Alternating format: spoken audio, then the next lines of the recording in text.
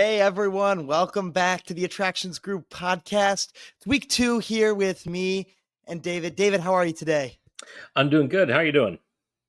Well, I'm doing great here. Orlando, Florida is never a bad place to be. What's the snow situation in Cincinnati who today? who knows? Unlike a couple weeks ago, when they were jumping the gun, canceling school the night before. I think they're taking this a little easy. We're supposed to get 1 to 3 inches, which back when I was growing up, that wasn't considered a storm. This now they're you go to the grocery and everything, even the eggs were $10 a dozen or whatever going to be gone. But I think they're playing this one cool. Kroger's not sponsoring this storm, so who knows? Kroger's not. Okay, that's good. We're supposed to get down here a polar vortex this weekend Oh, and next. So what is I that? It was gets down to the 60s. it's actually going to be in the 30s, Ooh. which is I don't think we'll have any snow, but you never know with that kind of temperature. Last time that the cold weather got down there, we have some friends down there in the uh, goodness, I forget what part of town it is, just a little northwest of Orlando, or I guess of the resort areas. And they were recording. They had snow in front of their car headlights.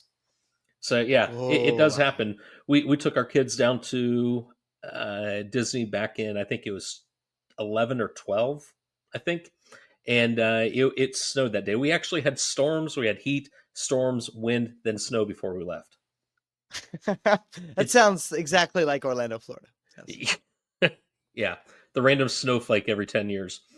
Yeah, having lived in Cincinnati and Orlando, I think I've had the craziest weather that you really could have in between those two cities. So we've got a lot of exciting stuff going on in the theme park industry, and David and I want to kind of keep the Pick Six news outlet alive from Ryan and Don. So let's get right into it with this All right. week's Pick Six. All right. Well, first one coming up in the news is Cedar Point.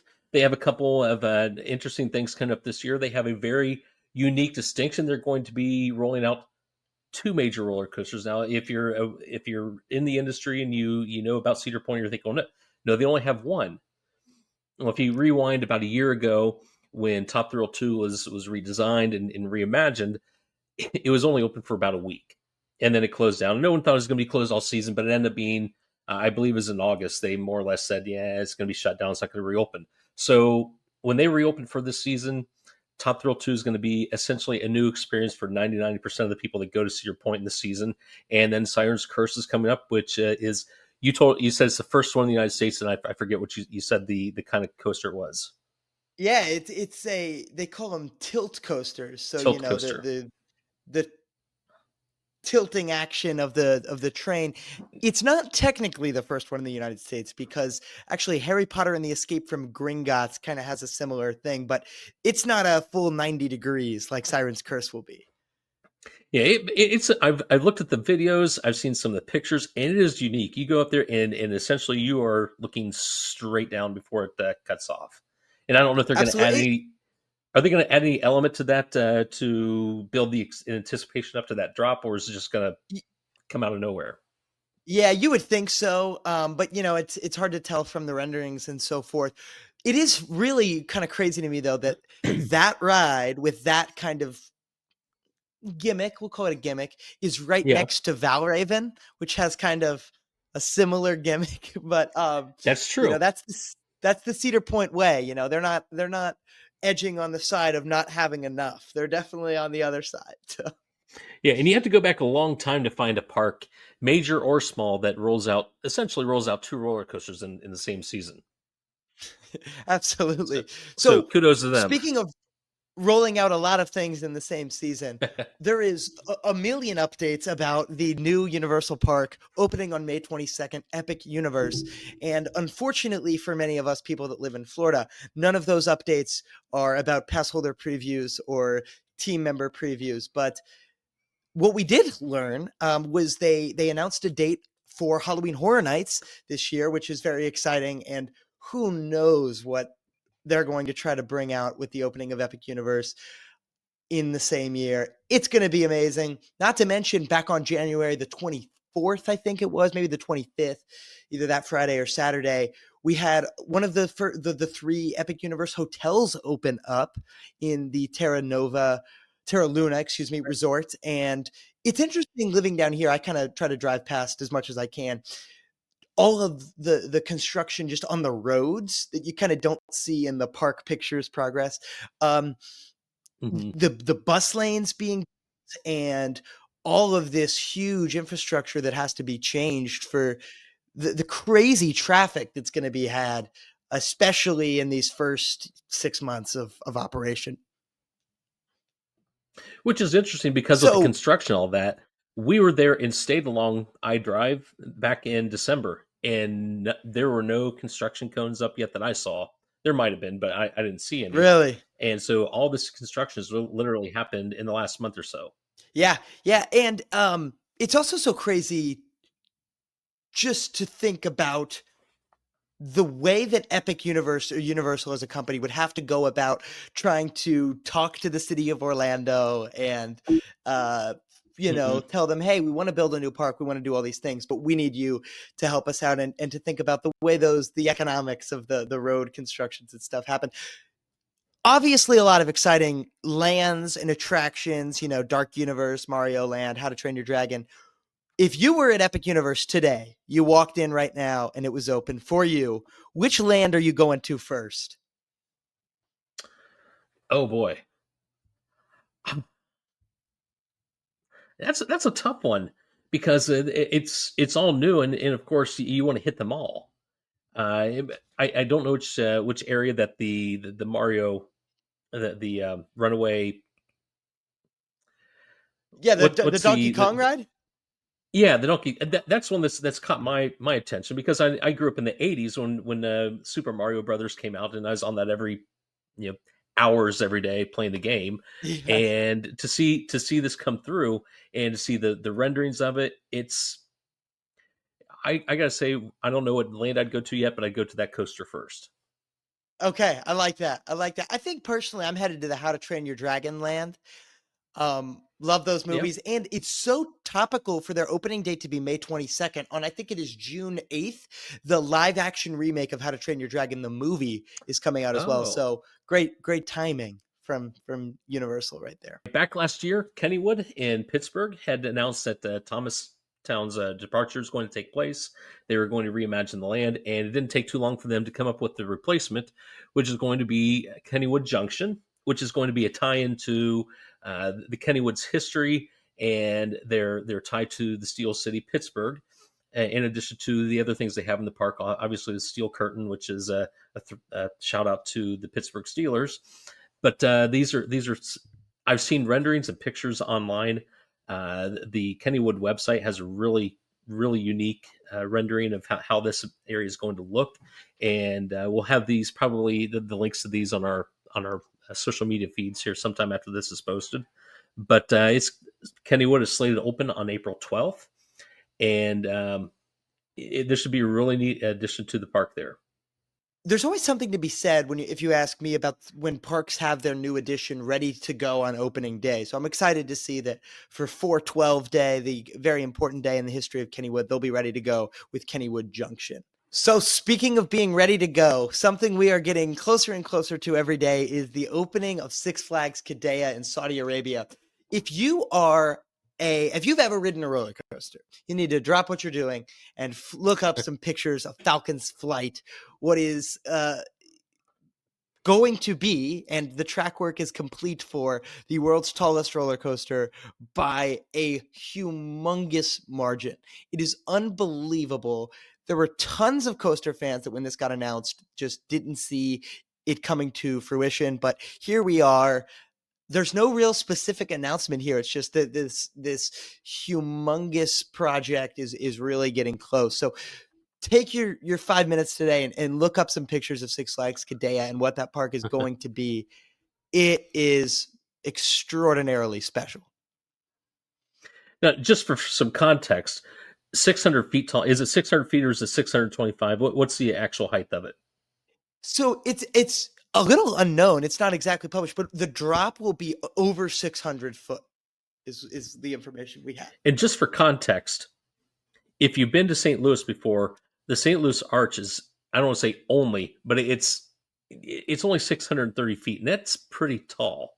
So if you can imagine a roller coaster with a drop, roughly the height of the Gateway Arch, that's just terrifying. Yeah, that is terrifying. I think that's the only correct word to describe that. Bradley Water Park in Bradley, Texas, part of the is the what is it? The place in Texas that's attached to? Anyway, they're doing a $30 million bond sale for the construction of this. Essentially, if you go online, you click the link. It is essentially what looks like a glass building with a water park in the middle of it, and it's about a 75 to $80 million tourist seeking water attraction that they're building. They have not started construction on it yet. They're still knocking down a mall that was built in that place, and it's it'll be interesting to see what this looks like when it's finished, how big it is, what the attractions look like on the inside. But essentially, if you look at the rendering of the building, it's essentially just a glass four glass walls that you can see in and out of. Yeah, it looks like a greenhouse almost. Which I It does. wonder, like, will it be super hot in there with the Texas sun beating down? I I'm sure wondered they the same have. thing. Yeah, Yeah, I'm I'm sure sure they they know will what too. they're It's doing, just but that amazing because I seems. look at that thinking, okay, if you sit in a car for any length of time, yeah, they don't need my input. I think at this point it's safe to say the North Texas, Dallas, greater metro area is becoming a bit of a hub for the world of theme parks. There is It certainly the seems so. yeah, there's Six Uh, Flags Over Texas already there, and then adding in this new water park in Bradley. Not to mention the Universal Kids Resort, which is going to be something super special up a little bit north in Frisco. And then Dude Perfect is launching their own theme park, more of a family entertainment center, it looks like, but nonetheless, a place that I think will definitely bring people from all over the United States to visit. in Texas has about three or four really big, and they've got obviously more population centers, but the Dallas Fort Worth area, Houston area, San Antonio area, Austin, they've got all these population centers that are starting to develop their own tourist attractions, and it's really going to be interesting to see that at some point Texas could be running some competition, some steep competition with Florida, which Absolutely. I think at a lot some of cool point stuff soon. coming. Hmm. No doubt about that. So speaking of Florida, crazy breaking news today from the Walt Disney Company. By the way, I'm a cast member at the Walt Disney Company. I'm not speaking on behalf of them in any way, but all of the public found out today that the virtual queue for both Tiana's Bayou Adventure and for Guardians of the Galaxy Cosmic Rewind are headed out, which is so crazy. So by the end of the month, by the end of the month of February, we will be completely done with virtual queues at Walt Disney World for the time being. Tiana's, I'm not surprised by.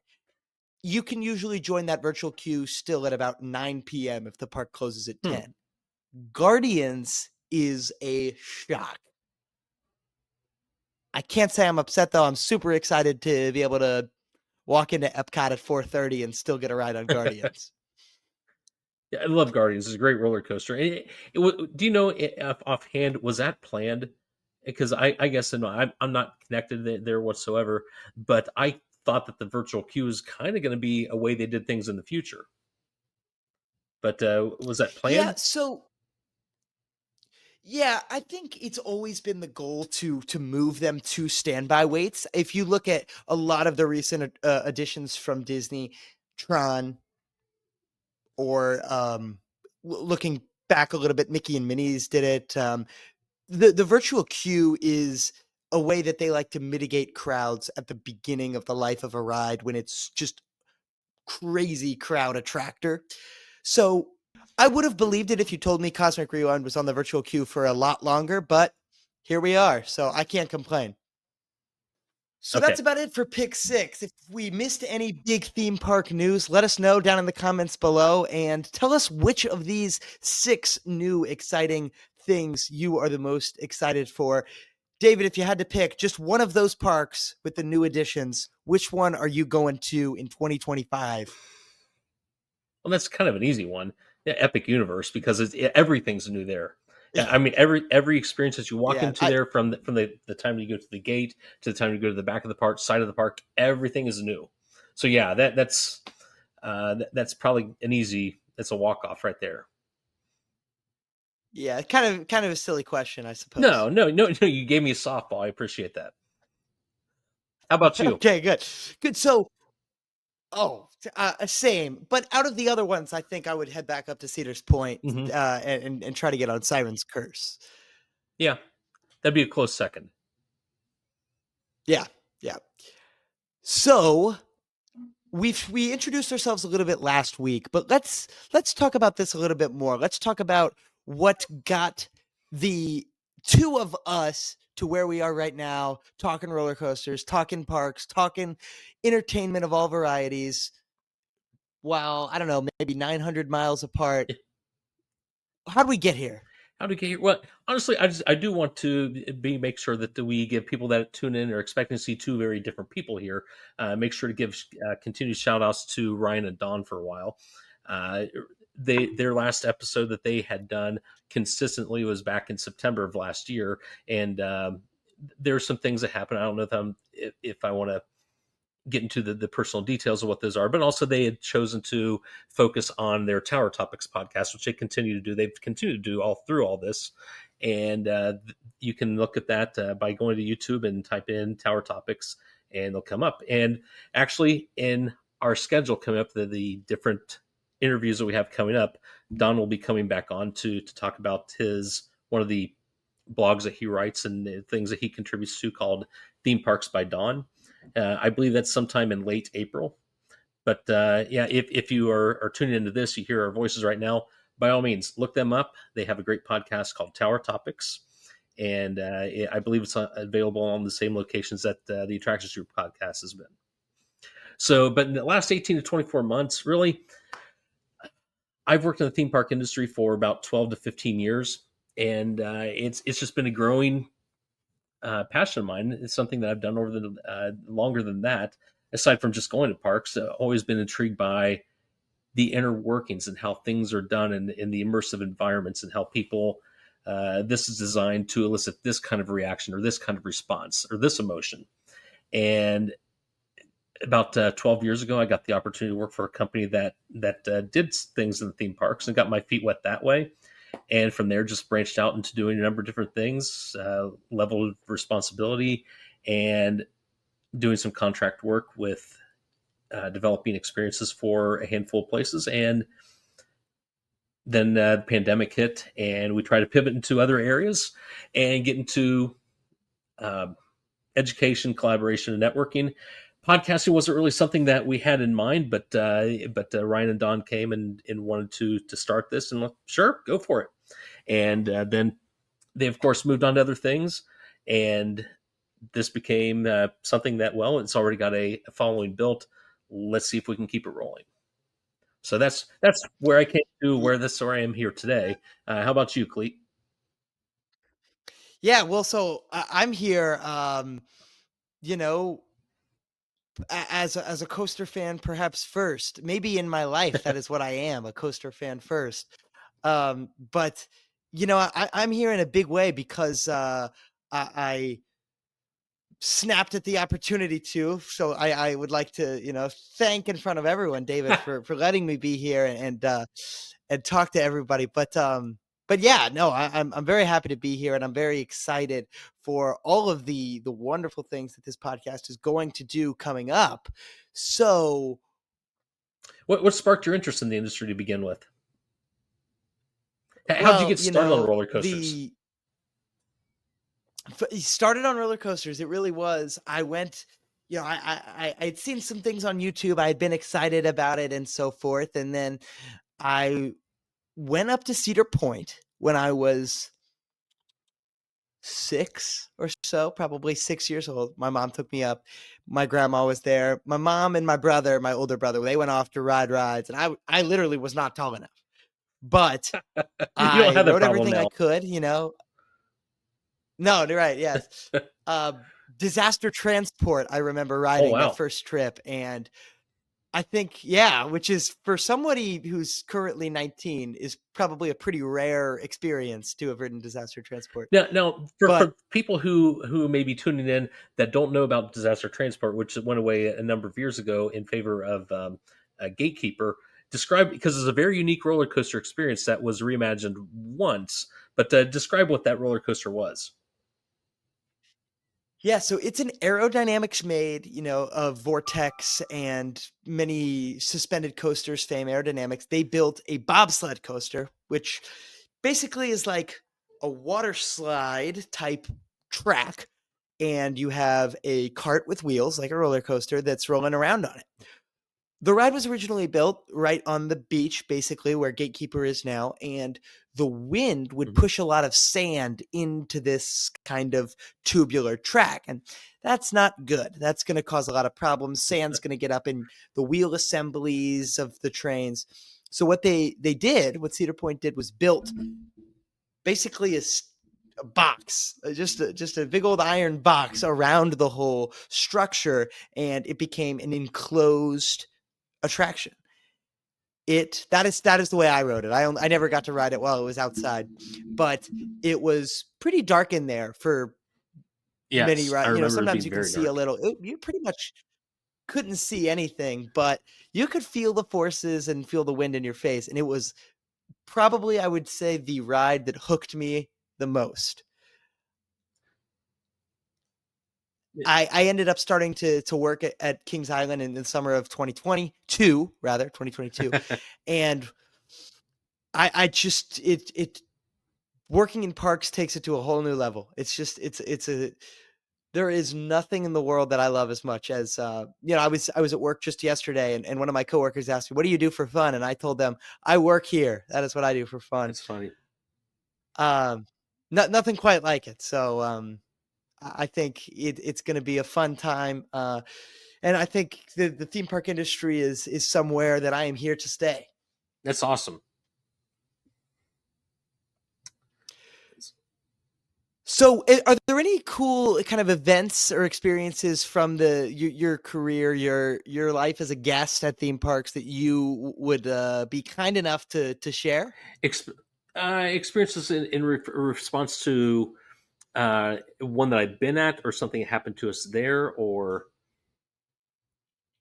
Yeah, I'd say some cool sort of events you've got to go to, something you've been at. yeah, I'll go to a personal response. And as I gotten older and I have kids, and when they were younger, we took them to Magic Kingdom. Of course, going to Magic Kingdom for the first time. I think I gave a little bit of a story last week, and I won't repeat that. But also, when you stay on property, I don't think they've done this since the pandemic, but they would have, if you stayed on property Disney, they had these magical hours, extended hours. And sometimes they do it an hour before opening in the morning, or they extend it well past closing. And this one happened to be well past closing. The park was, Magic Kingdom was open from, if you were staying on property, from 10 o'clock until 2 o'clock, and 2 o'clock in the morning. And there's a picture hanging up in my office that just our family's not in it, but we're looking down the main street towards the castle, and there's a clock off to the side that I didn't notice when I took the picture. But when I blew up the picture and made it into a large picture to put in my office, I noticed that the timestamp on the clock was 15 minutes after 2 a.m. And we have, parents of the year. We have our myself, my wife, and our two daughters, two young daughters at that time, at Magic Kingdom, 2 o'clock in the morning. That's one of the more cool things. And really, any time that we go and experience something new.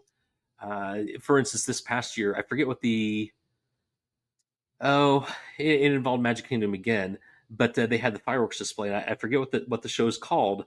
But when we got there early, so we could get a good spot on Main Street to see it from to see the castle.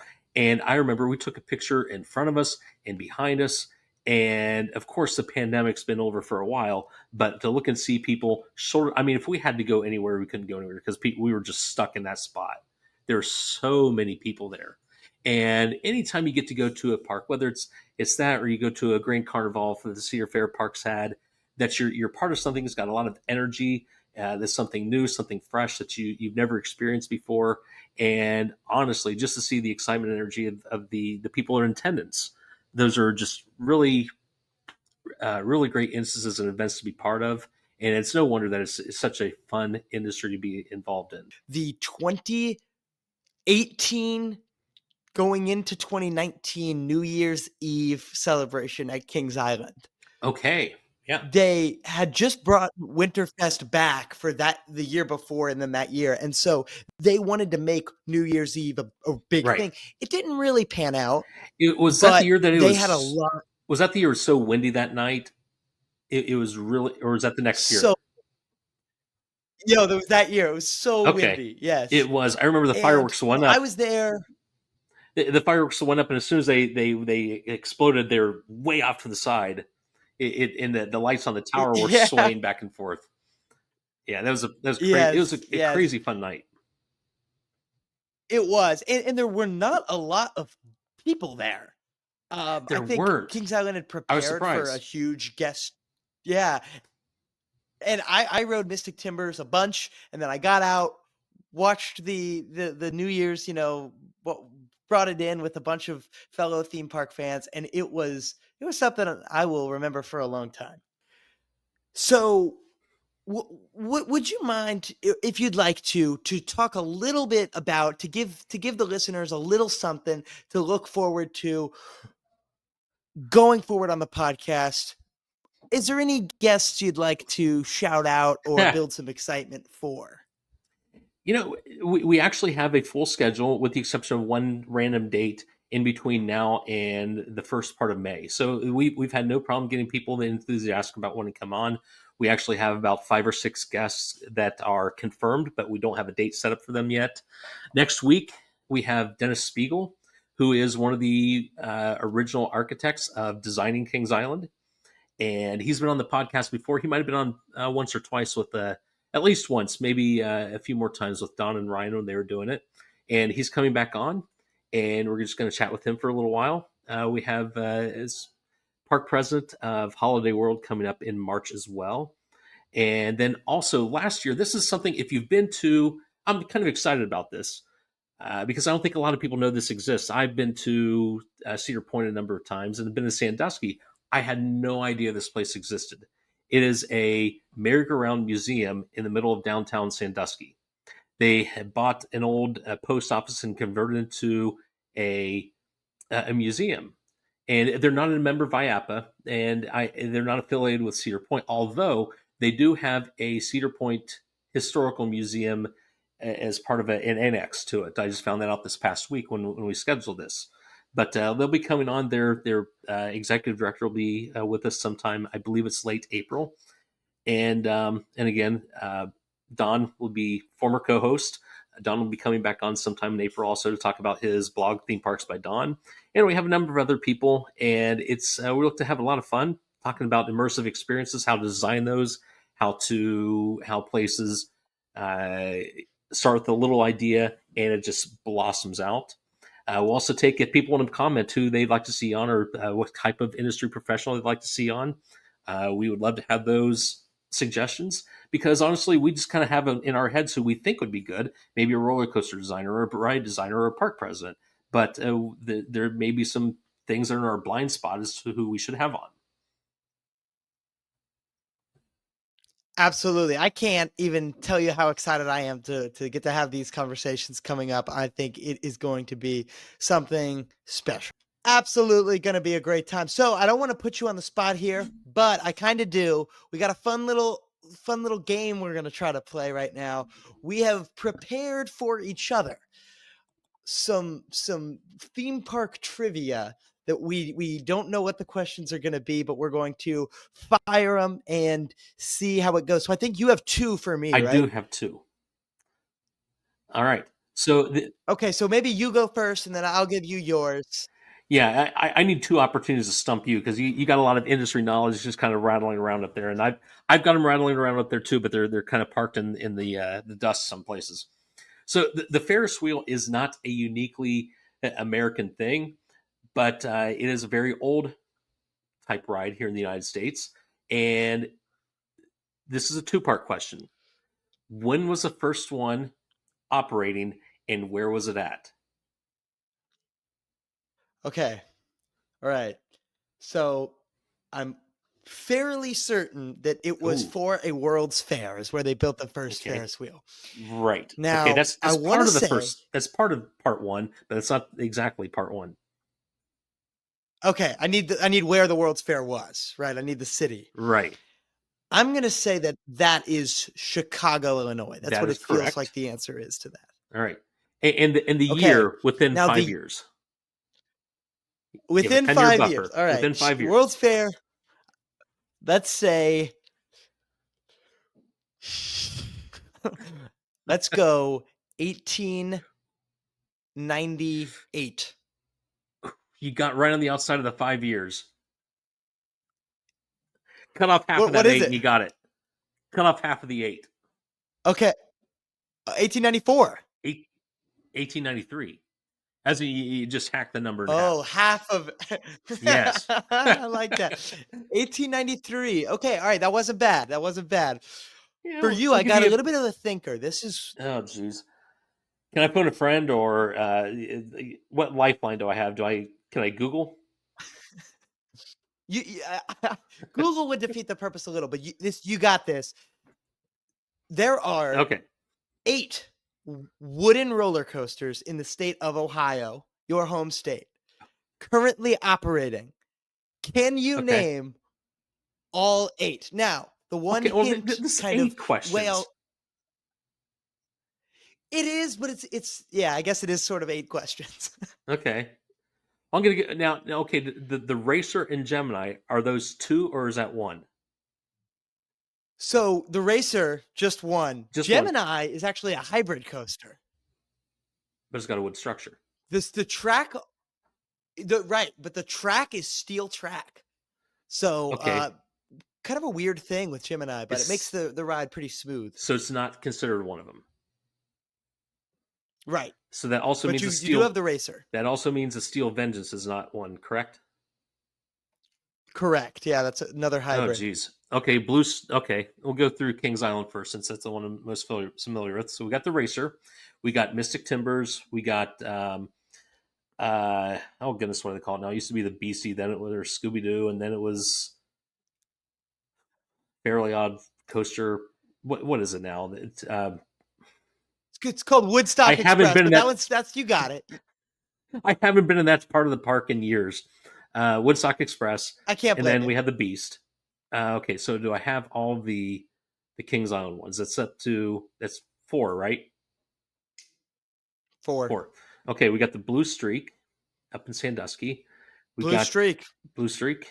Uh, Goodness. Oh, there's one at this Columbus Zoo. I can't think of the name of it. It's not Wildcat, is it?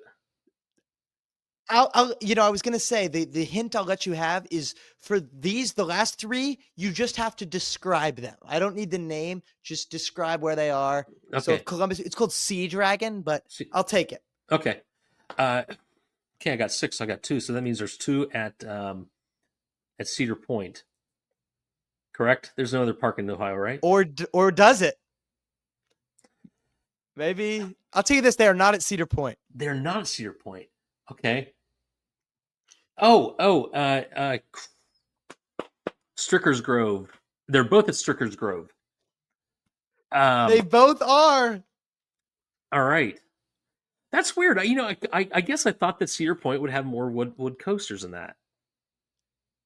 Yeah, it's It's crazy. They literally just have the 65-foot tall Blue Streak. That's kind of weak for yeah. a park of that caliber. But I guess Well, it I wouldn't evens bother out me. when But your okay. same company has Mystic Timbers. But Yeah. when the same Now company now has a there park may with Mystic Timbers and the Beast and the Racer. to be fair, Racer and Beast came along before Cedar Fair did. But now, for some people who may not This is true. that may be listening to this that don't know about Stricker's Grove, um, what can we say about Stricker's Grove? It's a theme So park in Ohio Stricker's that Grove, operates to the public twice a year, right? 2 or 3 times. That's right. Yeah. It might be 3, I think. There's a guest appreciation day, which is just like some random day, and then it's open Mhm. on the 4th of July and on Labor Day, I wanna say? Okay. Yeah, and other times they're strictly private parties. Yeah, cornfield here and cornfield there. Yeah, I mean, it's crazy. A lot of schools, like on the west side of Cincinnati, will host events there. It's got a wooden coaster. Their 2 wooden coasters are called Teddy Bear and Tornado. They're both fun little rides that make you feel like you're at a good, turn of the century even theme park. It's pretty crazy. Yeah. So there you go. There was all 8. Well, since I mean, we're I can't believe I got the locations. I I would have mean, been stumped on Cedar Point because I would have assumed with all the roller coasters they have, they'd have more than one. yeah. So, Cedar Creek Mine Ride, Gemini, and Steel Vengeance kind of feel like wooden roller coasters because they all have wooden structure, but only real wooden coaster at Cedar Point is Blue Streak. That's amazing. I again thought there would have been more. Since we're talking about roller coasters and steel coasters, um, what was the first steel coaster operated in the United States and what year? The first steel coaster operating in the United States was the 1955 opening of Matterhorn at Disneyland in California. Oh, you missed the date, but you got the right coaster. Okay, so Disneyland opened in 1955. I guess that means Matterhorn was not an opening day attraction. So let's say 1964. Lower, Okay. It's still in the 50s? still in the 50s, Really? So barely. There's your 59. correct. Okay, 1959. All right, off by 4 years. I felt significantly more confident about that one, but shows what I know. Yeah, and if anyone really wants to look at this, and if that date's wrong, and I don't believe it is, but if it is, don't fact check me on that. Despite my hair color, I was not alive in 1959. So yeah, I'm just beholden to what the fact set says on the internet. So I All right, appreciate no that's fact good. Well, checking. that was fun. We'll have to try to keep this going and see. Maybe we'll keep a series long score tally and see who can stump the other more. Well, but we got the right ones. We just missed some details on. So we'll probably have to get some going forward. Definite hard breaks as to okay, that is incorrect, or that give you partial credit for that one. Okay, I agree. But this is a I gotta test. formalize it to make it a competition. Yeah, absolutely, and a good one at that. Well, this was a great week to talk about roller coasters as any week is. Is there anything else we want to talk about this week before we close out for the Attractions Group podcast February 19th? If anyone would want to submit questions who's familiar with Dennis Spiegel and they want us to bring something up, we're not going to be live. And maybe some point in the future we'll do live shows, but we're not going to be doing anything like that yet. But if there's a question that you've been itching to ask Dennis Spiegel, either from a park standpoint or a professional standpoint, submit those in the comments section. We'll do our best to get them out there. Absolutely. That's a great point. And if there's anything aside from Dennis Spiegel that you would like to see us do here on the Attractions Group podcast, please let us know. And we Absolutely. want to make it the best show it can be for the listeners. So thank you guys so much for tuning into the Attractions Group this week. Make sure to Yes. give us a subscription on YouTube and make sure you don't miss any of the exciting things that we have coming to you. David, let's make it a great week. You too. Appreciate it. Signing off. See you next See week. ya.